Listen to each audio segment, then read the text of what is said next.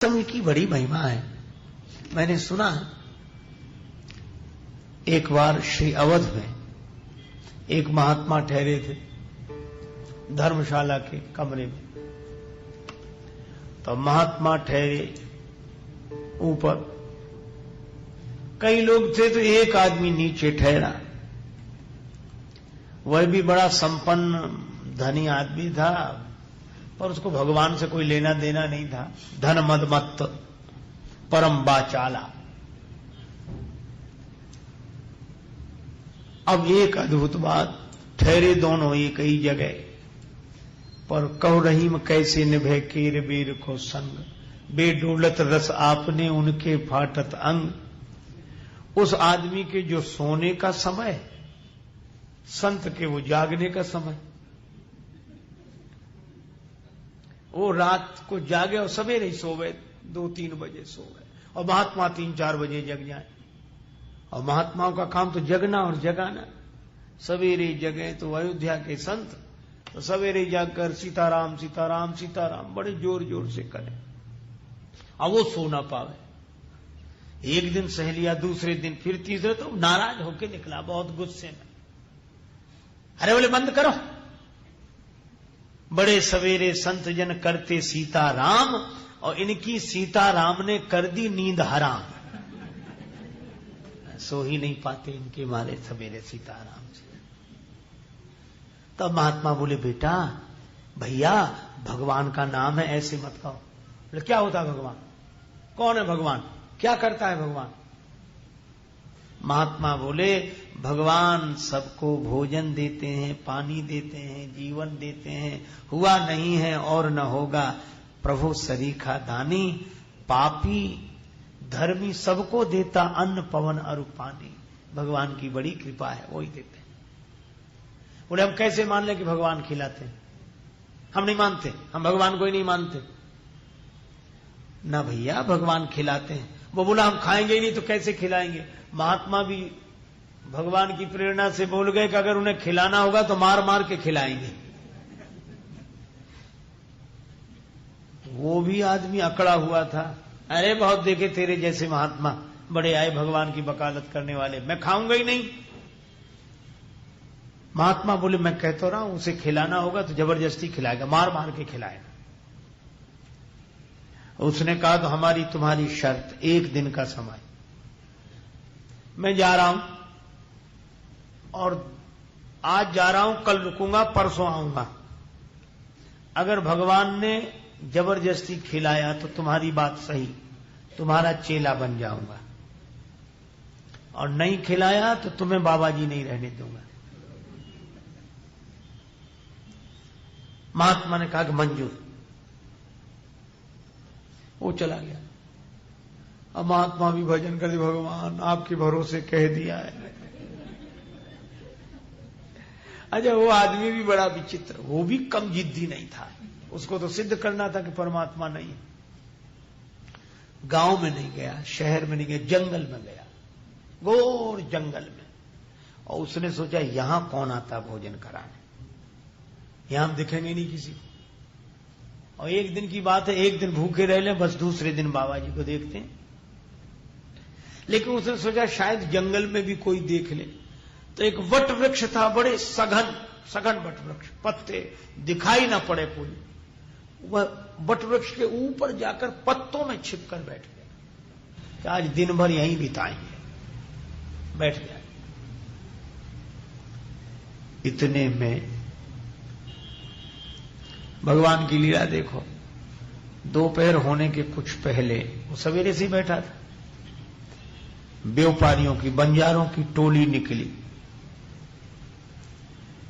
अपना सामान माल असबाब लादे हुए घोड़ों पर, और पैदल पैदल जा रहे हैं। छाया देखी और जंगल देखा। अरे बोले बहुत थके हुए हैं, सामने ही पानी है और ये जंगल बड़ा, यहीं भोजन बनाओ। अब वो मिलकर भोजन बनाने लगे। अब ये देख रहा था, बोले कुछ कुछ तो बात सही लगती है महात्मा के, कि जंगल में भी भोजन बनाने वाले आ गए। लेकिन फिर भी उसने सोचा कि हम दिखेंगे ही नहीं, कैसे खिलाएंगे।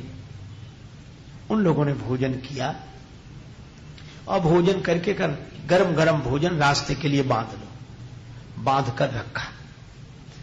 इतने में हल्ला मचा कि डाकू आ रहे हैं, डाकू आ रहे हैं, डाकू। और व्यापारियों के पीछे पड़े थे डाकू, कि इनका धन लूट गया, तो भागे। तो भोजन जो बनाकर रखा था वहीं छोड़कर भागे।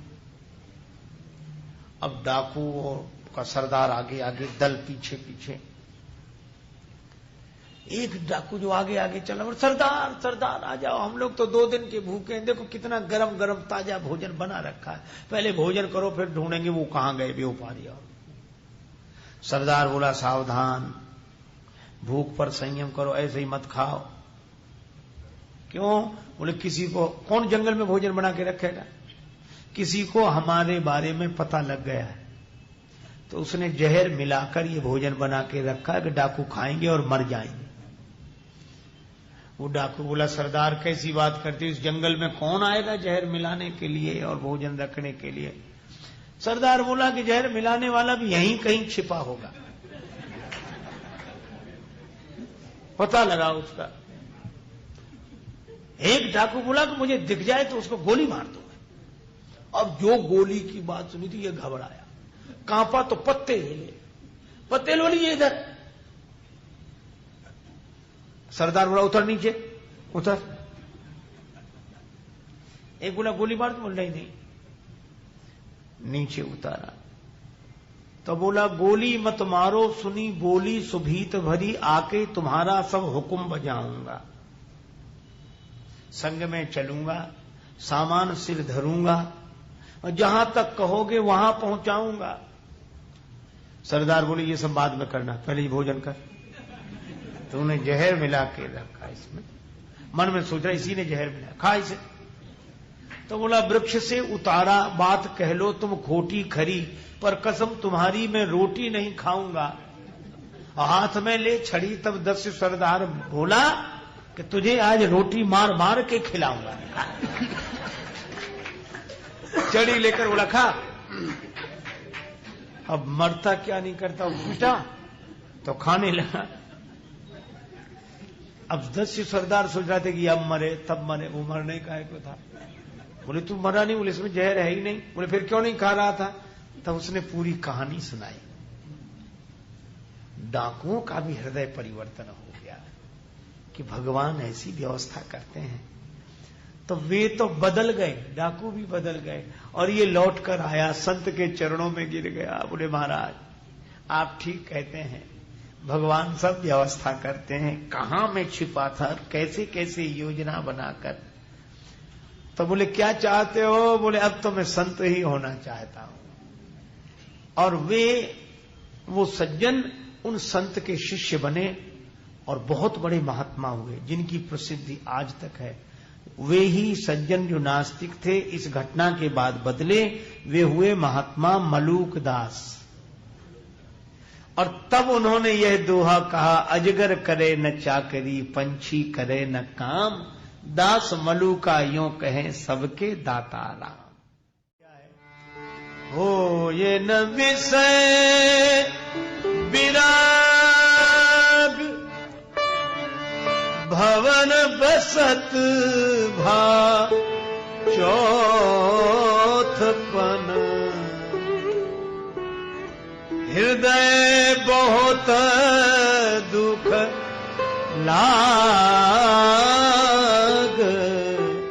जन्म गए हरि भगति बिनु।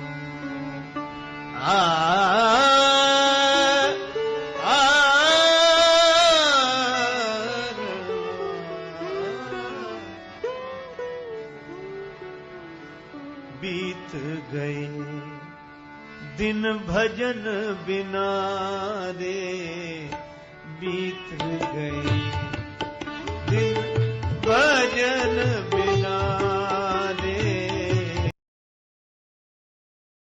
का भजन है, राम कहो राम कहो, राम कहो बावरे, राम कहो राम कहो, राम कहो बावरे।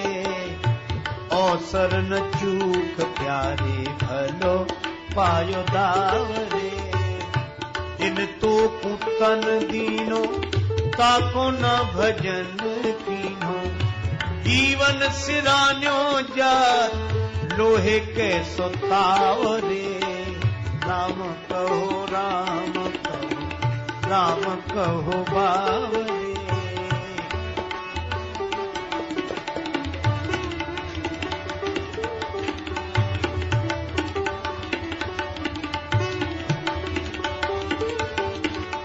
कहत मलूक दास छाण दे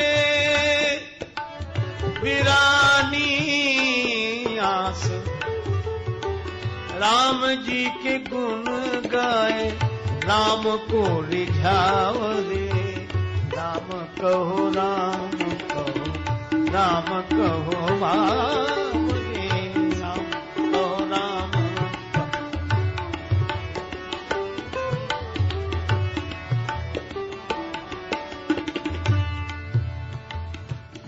यह किसने बदल दिया जीवन?